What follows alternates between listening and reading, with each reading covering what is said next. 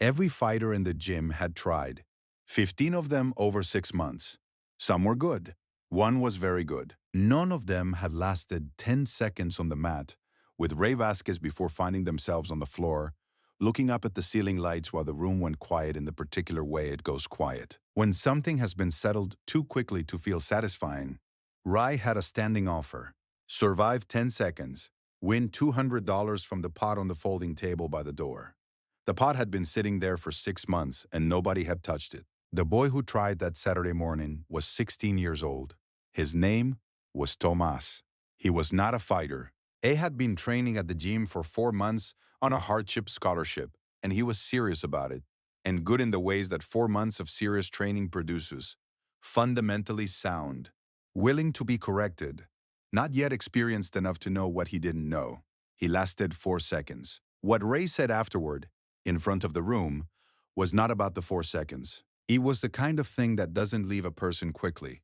Tomas picked up his bag and walked to the door. He did not look at anyone. It pushed through the heavy exit, and the metal frame swung shut behind him with a sound that in the silence felt larger than it was. Nobody moved. Nobody except the man in the corner who had been taping his wrists and watching from the bench along the wall. He stood up. He walked to the center of the mat. He said, "I'd like to go." There is a martial arts gym in Sacramento, California called Ironside MMA in combat sports. It sits on Arden Way in a converted warehouse unit between a tile supplier and a commercial laundry, in the kind of industrial stretch of road that has a hardware store every half mile and very little else. The building has no signage that a passing car would catch, just a street number and stick-on numerals above a black door that is almost always propped open with a 50-pound kettlebell. Inside, the ceiling runs 22 feet and is strung with 2 rows of industrial lights that provide the particular flat brightness that makes everything on the mat visible and nothing look glamorous. The floor is covered in gray and blue interlocking foam, slightly worn in the center where most of the work happens, firm at the edges where the heavy bags hang from ceiling-mounted chains. The bags are 8 of them. 4 leather, 4 synthetic, all of different weights, all with the dented middle section of equipment that gets used seriously. Ironside had been open for 11 years. It ran 3 programs, a general adult conditioning class, an intermediate striking program, and an advanced grappling and MMA track for fighters with competitive records. It was not a celebrity gym. It was not a boutique operation with juice and towels at the front desk. It smelled like effort and rubber flooring. And the people who trained there drove regular cars and paid monthly and stayed for years because the coaching was honest and the environment was serious, without being hostile. Most of the time, the head coach was a man named Delgado, who had fought professionally for 9 years, retired at 34 with a 22 and 6 record and a right knee that had been rebuilt twice, and opened Ironside the following year with the specific intention of running the kind of gym he had wished existed when he was coming up. It was 45 now, gray at the temples, with the compact economy of movement that long-retired fighters carry in their bodies even when they are standing still. On Saturday mornings, Delgado ran what he called the open mat. Not structured training, not drills. The mats were open from 9 to noon. The doors were unlocked, and whoever wanted to show up and work showed up and worked. Advanced students, recreational practitioners, fighters from other gyms who wanted a different look. Occasionally, people who came in from outside the scene entirely. Jiu-jitsu practitioners from the tech sector, a few actors and stunt people who trained combat arts because their work required it. That particular Saturday, one of those people had come in at 9:15, signed the visitor waiver at the desk, taped his wrists on the bench along the wall, and started working through a quiet solo warm-up in the far corner. He was wearing a plain gray rash guard and dark training shorts. He had come in a truck that needed washing. It was 40 years old, or somewhere near it, with the lean build of someone who has been doing physical training consistently for a very long time and who does not think of it as a lifestyle choice. Coach Nina Reyes, who ran the youth program and had been at the desk when he came in, recognized him when he signed the waiver. She said hello. A said hello back. She did not make anything of it, and neither did he. By the time the room filled up at 10 o'clock, he was working on the far corner with a training partner, and the room was doing what open mats do, the comfortable, purposeful noise of people absorbed in their work, paired off cycling through rounds. coaching each other with the informality of people who have trained in the same space long enough to trust each other's eye. Then Ray Vasquez walked in. Ray Vasquez was 31 years old and 47-0 in sanctioned regional competition across 3 combat sports disciplines: submission grappling, Muay Thai, and mixed martial arts. He had never fought professionally. He had been offered contracts twice and turned them down both times for reasons that were financial, in the way that financial reasons are sometimes also other reasons. He was 6 feet 11, 195 pounds, at a body fat that suggested consistent and serious conditioning. He moved through a room the way people move when they have spent a long time being the most dangerous person in every room they have entered. Not aggressively, not with display, but with the comfortable forward ownership of space that comes from never having had a reason to yield it. He was the gym's unofficial signature, Delgado's most talented product, the person every new student was told about within their first week, partly as inspiration and partly as context for why a certain level of the mats operated at the level it did. The pot on the folding table by the door was Ray's invention. $200. Survived 10 seconds. It had started as a joke between Ray and a few of the advanced guys and had calcified, over 6 months, into something less like a joke and more like a standing exhibit of a fact Ray needed the room to keep confirming. 15 fighters had tried. None had survived. The 16th was Tomas Rios. Tomas had come to Ironside through Nina's youth scholarship program, which she had been running for 3 years, on a budget assembled from gym dues, a county sports foundation grant, and the occasional private donation from people Nina persuaded with the particular conviction of someone who believes in what she is doing. The program had 6 students currently. Tomas was the newest and, in Nina's quite professional assessment, the most natural. It was 16. It was compact and quick, and paid attention in a way that stood out. Not just following instructions, but watching the reason behind them, storing it, applying it, in the next round. Nina had told Delgado after Tomas' second week that she thought the kid had something worth developing, and Delgado had come to watch him train and agreed. What Tomas did not have was competitive experience. What he also did not have was the understanding, the kind that comes only from being in a room long enough, of what the pot on the folding table actually represented, and why reaching for it would be a specific kind of mistake. He reached for it on a Saturday morning in November, 4 months in. Rai was on the mat. The room was loose mid-session. Tomas walked to the table, took a folded 20 from his training bag, put it on the pot, and said he wanted to try. The room got quieter in the way rooms get when something has been announced that is likely to go one way. Nina saw it from the desk and moved toward the mat. She was not fast enough. 4 seconds. Rai took Tomas down in 4 seconds. A double leg that was so clean and fast, it was less like a takedown than like a demonstration of what a takedown is supposed to look like. Tomas hit the mat on his back, and Ray was already standing, already turning toward the room. What happened next took longer than 4 seconds. Ray looked at Tomas on the mat, and he smiled. But it was not the smile of someone who has won something. It was the smile of someone settling something they had decided to settle. 4 seconds, he said to the room. Not to Tomas, to the room. 4 seconds for the scholarship kid. He paused. Let that land. You want to know the difference? He looked at Tomas again, who was getting to his feet. Controlled, not showing anything. Between someone who belongs here and someone who's here because somebody felt sorry for them? He gestured at Tomas the way you gesture at a demonstration prop. There it is. The room was absolutely still. Tomas picked up his bag from the edge of the mat. He did not look at Ray. He did not look at Nina, who had reached the mat's edge and whose expression had gone through several things in the span of 3 seconds and arrived at something flat and very controlled. He walked to the door. The metal frame swung shut. In the silence that followed, the only sound was the faint scrape of a bench on the far side of the room. The man in the gray rash guard stood up from the bench. He crossed the mat at a normal pace. Not fast, not dramatically slow. The pace of someone who has made a decision and is not reconsidering it. He stopped at the center of the mat, where Ray was still standing. I'd like to go, he said. Ray turned. He looked at the man for a moment, took in the gray rash guard, the plain shorts, the age. The pot's 200, Ray said. I know. 10 seconds, on your feet the whole time. You go down, it's over. I understand the rules. Rai studied him for another moment. There was something in the way the man was standing. Weight even. Hands relaxed at his sides. No visible tension that Ray's body had been trained to read. And what it was reading was taking a moment to process. You've trained, Ray said. It was not a question.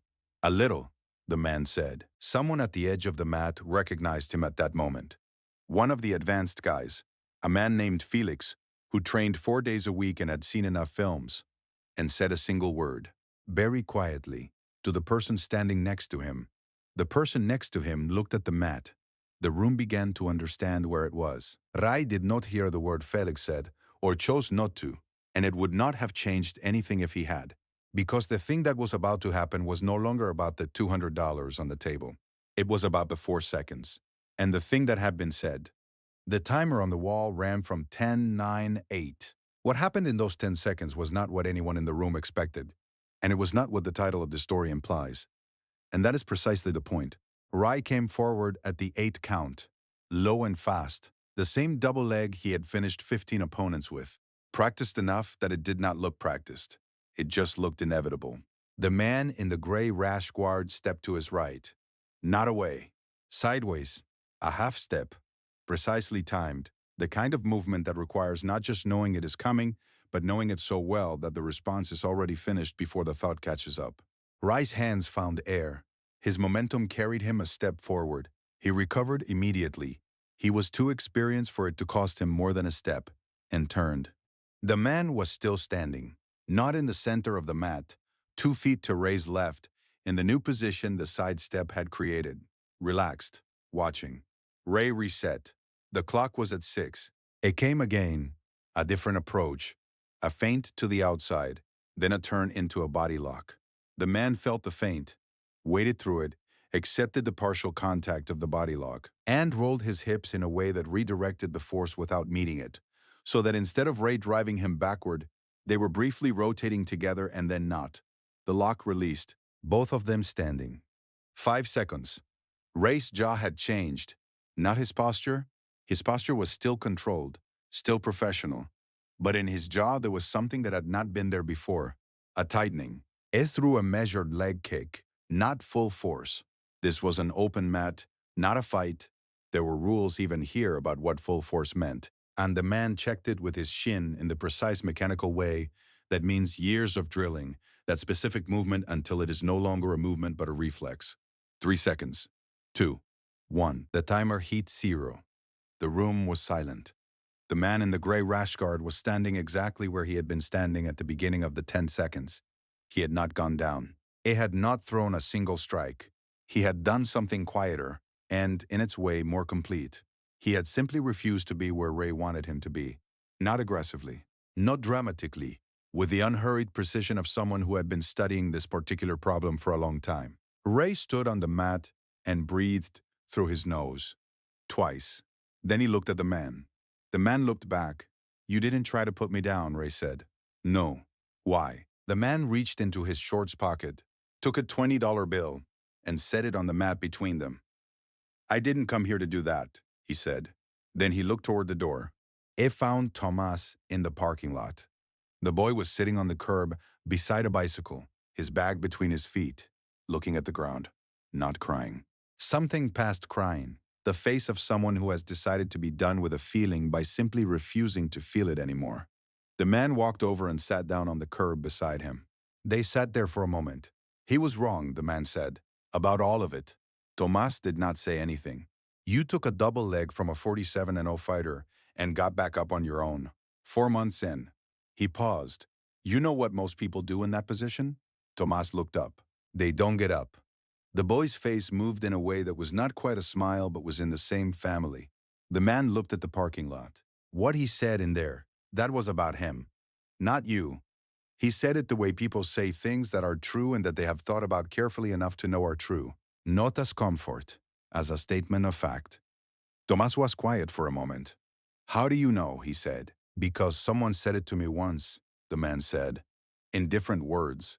And it took me a long time to understand that it had nothing to do with me and everything to do with whoever said it. He stood up from the curb, brushed the back of his shorts, "You're going to be good at this," he said. "If you keep coming back." He held out his hand. Tomas looked at it for a second, then took it. Back inside, Ray Vasquez was in the equipment room at the end of the short hallway behind the main training floor. A tight space with shelving units on 3 walls, pads and gloves, and spare mouthguards in Ziploc bags, and the smell of rubber and old sweat that equipment rooms always have. It was repping his hands, doing it slowly, which meant he was thinking. The door to the equipment room was open. The man in the gray rash guard knocked on the frame. Ray looked up. "Mind if I come in?" Ray looked at him for a moment, then shrugged once, an invitation that cost him nothing. The man stepped in. He did not sit down. There was nowhere to sit, but he leaned against the shelving unit opposite Ray, which reduced the distance between them to about 4 feet and made the conversation unavoidably direct. "I didn't come back in here to take anything from you," he said. Ray kept rewrapping. His eyes stayed on the wrap. "What you did out there on the mat, the fighting, that's real. 20 years of real work in that. I'm not disputing it." Ray said nothing. "The boy is 16, is 4 months in." He put $20 on the table and stepped up. A pause that took more nerve than most grown men have. Ray's hands stopped. What he heard in there this morning is going to stay with him, not because it was true, because a 16 and 16-year-olds absorb everything, and he heard it in a room full of people he respects. Another pause. "You know how I know that." Ray looked up. "Because you were 16 once, and someone said something to you in a room full of people, and you built an entire career around making sure you'd never be in that position again." The equipment room was quiet. Ray set down the wrap. A had grown up in Stockton, the fourth of 5 children, in a house where the front door lock had been broken for 3 years because fixing it was the kind of expense that required not having a different, more urgent expense, which never happened. His father had left when Ray was 8, which was not unusual on that street, and his mother had worked 2 jobs, which was not unusual either. And the thing that had been unusual, the thing that had separated Ray from most of the boys on that street, was that he was small until he was 15. Small and fast and precise. A certain kind of boy learned to talk his way out of things with those qualities. Ray had not been that kind of boy. He had learned to train. The first gym had been a boxing club 3 bus transfers from his house. He was 12. The coach was a 60-year-old man named Bertram, who charged $4 a week, waived if you swept the floor, and who had told Ray at the end of his first session that he had the fastest hands he'd seen in 20 years of coaching, but that speed without patience was just a faster way to lose. Ray had trained under Bertram for 6 years. Those were the 6 years that had built everything. Bertram had died of a stroke when Ray was 18. He had not watched a single one of Ray's 47 wins. In the equipment room at Ironside, Ray Vasquez sat with that for a long moment. "What do you want?" he said. His voice was level, not defensive. "Genuinely asking. Nothing from you," the man said. "But there's a 16-year-old in the parking lot who came here to learn. And there's a coach in this gym who works herself down to nothing to give kids like him a place to do it." He pushed off from the shelving unit. "That's what's already here. You get to choose whether you're part of it or not." He left the equipment room. He collected his bag from the bench along the wall. He stopped at the desk where Nina was standing and said something to her, too quietly for the room to hear. She nodded once. He walked out through the propped open door, got into the truck that needed washing, and drove away. What happened after was not clean, and it was not fast, and anyone who has watched a proud person reckon with something they cannot unfeel knows that the in-between looks worse before it looks better. Ray did not approach Tomas that day. It was not capable of it yet, and he knew it, and doing it before he was capable of it would have produced something that looked like an apology and was not one. He knew the difference. Bertram had taught him the difference when he was 13. He went home that Saturday and sat in his apartment for a long time. He thought about a Saturday morning when he was 14. A different gym, a different coach, not Bertram. Bertram had not been there that day. A man who had laughed at something Ray did wrong and made the room laugh with him. The particular quality of that laughter, the way it followed Ray home and sat in his chest for weeks, and the decision he had made in those weeks that he would become someone no one would ever laugh at again. He thought about what the man in the gray rash guard had said. You built an entire career around making sure you'd never be in that position again. He thought about Thomas on the mat, getting up on his own. He thought about Bertram, who had never once laughed at the wrong thing. On Tuesday evening, Ray came to the youth training session. He stood at the edge of the mat, which was the first time he had ever attended a youth session, and asked Nina if he could work with the group. Nina, whose expression was controlled in the specific way of someone who has already had several feelings about this and arrived at a position, said yes. He worked with the group for 90 minutes. It was patient in a way that did not look like patience. It looked like someone who understood something about the work that he had not previously been willing to share in this context. A corrected technique without commentary. He demonstrated slowly. He answered questions. Tomas was in the session. They did not address what had happened on Saturday. They did not need to yet. What they did was train for 90 minutes in the same room, working on the same problems. That was enough for that Tuesday. Rai started attending the youth sessions regularly after that. Not every week, often enough that his presence stopped being notable and became simply a feature of the program. The way the presence of serious practitioners always improves the level of a room, even when they are not doing anything dramatic. It trained with Tomas for the first time, properly, 6 weeks after the Saturday. A controlled round, not the open mat, not the pod, nothing with an audience or a timer on the wall. Who's two people on the mat? Working? Rai went at the level Tomas could meet and pushed it incrementally, the way good partners do, until they had both worked hard and the round ended, and they both stood up and the session moved on. Tomas won 7 of his first 11 competitive matches the following year, regional junior circuit, 14 to 17 age bracket. It was not yet very good in the way that serious fighters become very good. That takes years and the kind of experience that cannot be manufactured. But he was learning to lose well, which is rarer and more important, and he was learning it in a gym that had become, in some incremental and unannounced way, different from the gym he had walked out of on a Saturday in November. The pot disappeared from the folding table sometime in December. Nobody announced its removal. It was simply gone one morning and nobody put it back. Nina Reyes told the story once, 2 years later, at a Sports Foundation fundraiser in Sacramento. Not the full story. The version she told was brief and did not name anyone. She told it because the foundation's director had asked speakers to talk about a moment that changed how they understood their work. She talked about a boy who had walked out a gym door. She talked about watching him walk out and not being fast enough to stop it. She talked about the parking lot and what had happened there and what had happened in the weeks after. She sighed. I used to think the work was getting kids through the door. I've spent 3 years understanding it's not. It's making sure the door is still worth walking back through.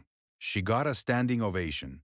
She sat down and thought about the Tuesday session and the 90 minutes on the mat and the way the room had changed, slowly and without ceremony, in the weeks that followed. She thought about what the man had said to her at the desk before he left. 3 sentences, quiet enough that only she had heard them. She had thought about those 3 sentences many times since. She had not repeated them to anyone. Some things are specific to the person they are said to. He kept returning to the 10 seconds. Not what happened in them. Not the footwork. Not the sidestep. Not the way the double leg found air. I keep returning to what he did not do. He did not throw a single strike. He had every right to. The rules of the open mat would have permitted it. He had the training for it. And there was a room full of people who had just watched a 16-year-old get publicly diminished. And who would have understood completely if the man in the gray rash guard had decided the appropriate response was something more direct. He didn't. He stood there. He moved when he needed to. He refused to be put down. And when the clock hit 0, he put a 20 on the mat and walked to the parking lot. There is something in that I find genuinely difficult to account for. The restraint of it. The specific decision to be present and capable and to choose. Deliberately not to use what you have. Not from weakness, not from fear, but because the 10 seconds were not about winning. They were about the boy who had just walked out the door. I'm not sure I have that kind of self-possession. I would like to. I suspect most of us would like to. But wanting it and having it are different things, and the gap between them is mostly filled with the kind of practice that doesn't happen in a gym. Maybe that's what the story is about. Not the fighting, not even the kindness, the knowing what the moment is actually for. This story is fictional. inspired by Keanu Reeves' well-known dedication to martial arts training and his reputation for quiet, purposeful grace. If something in this one landed for you, drop a comment and tell me what it was. I read them, and the specific ones stay with me longest. Share it with someone who could use it today. Subscribe if you want to be here for the next one. See you in the next one.